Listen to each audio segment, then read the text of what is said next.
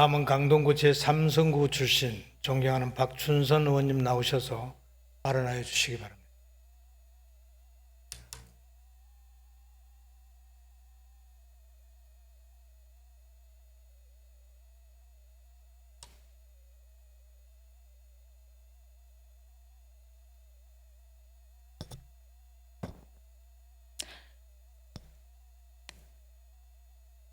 존경하는 김영기 의장님과 선배 동료 의원 여러분, 오세훈 시장님과 강교 공무원 여러분 안녕하십니까?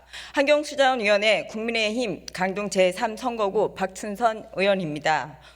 오늘 본의원은 저출생 인구 절벽 대응 특별위원회 위원장으로서 심각한 저출생 문제에 대응하는 정책 제안을 위해 이 자리에 섰습니다. 아시다시피 2022년 서울시 합계 출산율은 0.59명입니다. 인구 위기에 처한 저출생 문제는 어제 오늘의 일이 아닙니다. 이미 2005년 저출산 고령사회 기본법이 제정되었고 5년 단위로 저출산 고령사회 종합대책을 수립하고 있습니다. 그간 중앙정부나 서울시에서도 수십조 원, 수천억 원의 예산을 집행하였지만 성적표는 답답하기만 합니다.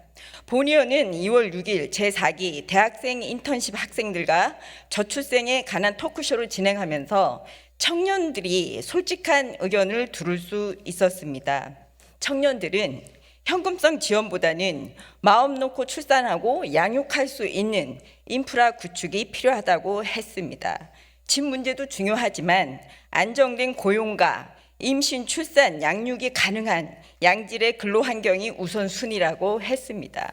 주택의 문제에 대해서도 정형화된 청년주택 임대 방식보다는 주거 공급 형태가 다양화되어야 한다고 했습니다.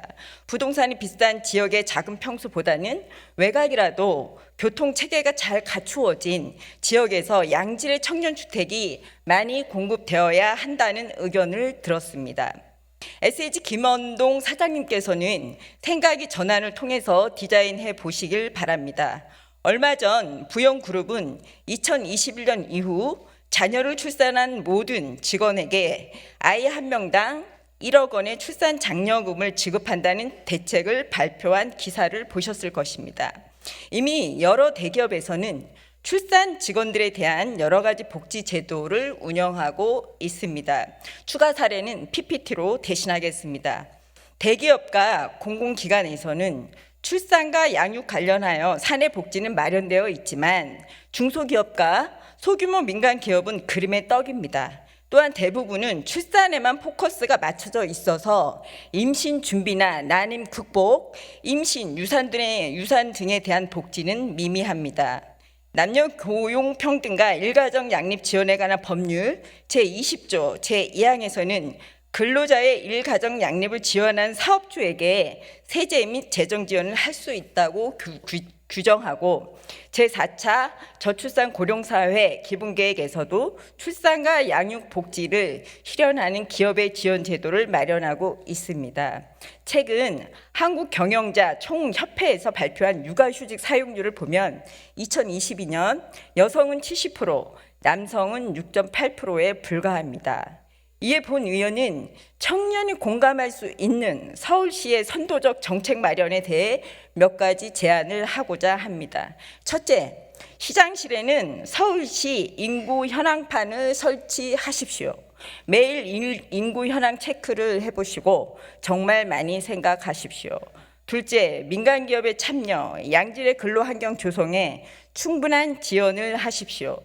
중소기업을 다녀도 임신과 출산의 복지, 양육의 복지가 든든한 임출산 멘토링 지원 제도를 고민해 보십시오. 셋째, 이제는 정책이 적극적으로 나서서 현장 속으로 들어가야 합니다. 기업의 정책 세일즈를 하십시오.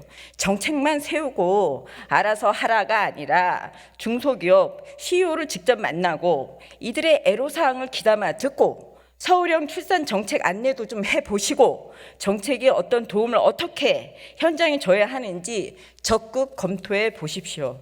넷째, 착한 임출산 문화, 친화기업 우수 사례를 적극 발굴하는 인증 제도를 시도해 보십시오. 그래서 정책에서 이타적인 착한 기업은 적극적으로 알리고 소비자는 착한 기업의 생산품을 소비해주는 선순환 구조를 만들어 민간과 함께 가치의 선순환 운동을 만들어 나가야 합니다. 서울시는 할 수 있습니다. 난임지원 확대, 난임시설 칸막이 제거 또한 서울시 의회와 서울시가 같이 노력을 했기 때문에 중앙정부의 움직임도 이끌어낼 수 있었습니다. 서울이 변하면 중앙정부도 변합니다. 시장님, 노력해 주십시오. 멈추지 않는